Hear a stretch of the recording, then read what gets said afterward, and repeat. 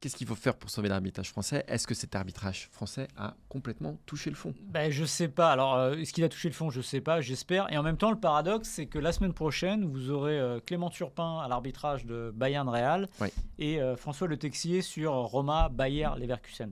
Donc, ce qui veut dire que les arbitres français ont une cote certaine à l'étranger. Tu sais, ça me fait un peu penser aux joueurs qui se comportent pas forcément bien dans un club français, mais quand ils partent dans un club à l'étranger, se tiennent à carreau, ils vont travailler plus ici, etc. Il n'y a rien à leur reprocher. Ça donne presque cette impression-là. Non, mais sérieusement, c'est compliqué. Ce qui est compliqué, c'est qu'être arbitre, c'est dur, tout simplement. À la base, c'est ça. C'est que c'est un sport qui va vite, de plus en plus vite, même s'ils sont professionnalisés. Je donne toujours Le problème, c'est l'exemple. qu'ils ont des béquilles aujourd'hui. Ouais, mais la béquille est pas bonne. C'est une béquille, c'est une jambe de bois, tu vois. Pourquoi? Parce que en fait, déjà, alors, la VAR, c'est une aide qui n'en est pas une. Pourquoi? Parce que déjà, en fait, vous multipliez les avis. Déjà que l'objectivité n'existe pas, donc l'arbitre a sa propre subjectivité, mais vous rajoutez plusieurs personnes dans un quart qui ont leur propre subjectivité. Qui vous appelle ou qui sont censés vous appeler lorsqu'il y a une erreur manifeste? Mais c'est quoi une erreur manifeste, vraiment, si on doit définir? Une grosse erreur? Mais c'est quoi une grosse erreur? On la commence où, la grosse erreur? Ce qui fait qu'on ne sait pas, en fait. Donc, ce qui fait que des fois on appelle, des fois on n'appelle pas. Et l'autre problème, et moi ça c'est lié à l'image et le football. Un arbitre est censé juger une action, et quand on juge une action, c'est à vitesse réelle. C'est-à-dire que une image arrêtée, un ralenti, ce n'est pas la même chose. Ça trahit, ça travestit en fait l'action. Et le problème, c'est que l'arbitre qui est dans le stade devant le VAR, l'écran VAR, il sait très bien que tout le monde voit les images en même temps de lui, qui a la pression du public, c'est comme avec les mains. C'est-à-dire qu'il se dit, tu remarqueras l'automaticité aujourd'hui des sanctions sur des semelles. Les semelles, ça a toujours existé, ça n'a pas toujours valu des cartons rouges, ça ne valait pas toujours des cartons jaunes, ça arrive de mettre une semelle. Et là, Et des pénaltys, le pénalty voilà. de l'OM. Et là, en l'occurrence, on a l'impression que comme il y a une image arrêtée qui montre un pied qui écrase un autre, il se dit non mais tout le monde voit comme moi, il lui a écrasé le pied, il sait pas contrôler, donc il y a forcément faute. On efface le contexte en fait. On efface le contexte, c'est ça. Les mains, c'est pareil. Alors ça, c'est mon grand combat. Déjà, mais lisez les textes. Il n'y a jamais cette histoire de bras décollés. Non, il faut qu'il y ait une notion d'intentionnalité dans la main. C'est-à-dire que et de geste naturel. Sauter avec les bras écartés, c'est un geste naturel.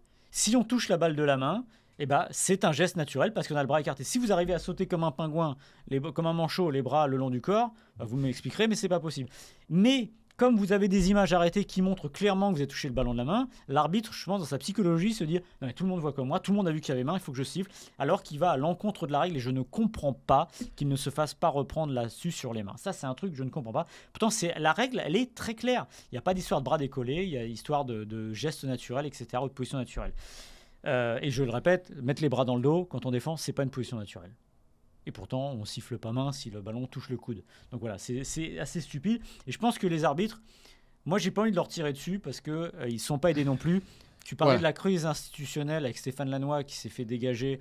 Il y avait deux têtes, Gauthier et Lannoy, à la tête de l'arbitrage. Ils ont gardé Gauthier, ils ont viré Lannoy. Ce qui ne va pas aussi, c'est ça. Et que quand un président de club envoie un petit SMS pour dire ça va pas du tout et que l'autre répond, mais on est où là? Voilà. Et alors, je finis là-dessus. On est où? Et que fait la Ligue?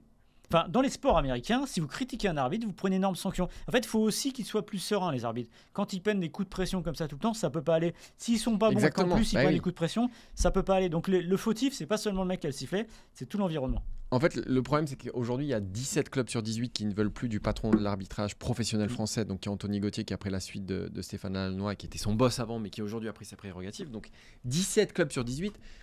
Il y a des clubs qui, aujourd'hui, dégaine un communiqué pour un oui ou pour un non, et donc on est dans un contexte autour de l'arbitre qui ne le pousse pas à prendre les meilleures décisions. Ça, on est bien d'accord, on est bien d'accord tous les deux. Après, il y a un problème pour moi des arbitres, leur comportement, leur arrogance. Oui. Et quand tu regardes, en fait, toutes les erreurs. Moi, je me souviens de la demi-finale de Coupe de France, Lyon-Valenciennes, où il y en a eu quand même un paquet. On a eu OM-PSG, avec l'expulsion de Beraldo, le but refusé à Verretou. On est dans des arbitres qui sont parfois... Benoît Bastien, il vient à la fin du match et il nous explique que tout est normal. Ouais. Reconnaître ses erreurs, je pense que c'est déjà un premier pas. Être un peu plus ouvert, sourire, dédramatiser ce qui se passe sur le terrain, être moins dans une attitude martiale, je pense que déjà ce serait un premier pas. Ça décrisperait tout le monde et ça décrisperait peut-être les présidents de clubs, les joueurs, etc. Et je pense que ce serait une première ouverture. Après, la crise qui secoue l'arbitrage français, c'est ce que je disais tout à l'heure. Le problème, c'est qu'aujourd'hui, les arbitres deviennent un sujet à chaque match, qu'on les voit trop. Ils deviennent des acteurs centraux. Voilà, ils deviennent les acteurs centraux des matchs. Ça a été le cas sur le dernier match, Marseille-Nice. On ne parle plus que de ça.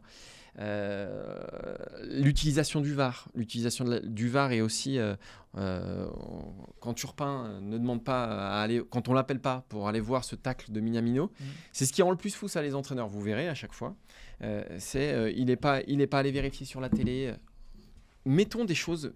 Fixons un cap clair en fait sur l'utilisation du VAR. Et Anthony Gauthier, une de ses attributions, c'est ça.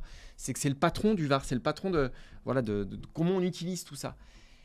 Il y a du flou au-dessus, il y a du flou dans les règles, il y a des arbitres qui se prennent pour des cow-boys, et il y a des présidents qui en plus mettent du sel sur les plaies. Bref, est-ce que l'arbitrage français touche le fond? Oui. Et en plus, tu l'as dit, il y a 2 arbitres en demi-finale de Coupe d'Europe, il y a 2 arbitres à l'Euro, si je raconte pas de bêtises, qui sont les mêmes.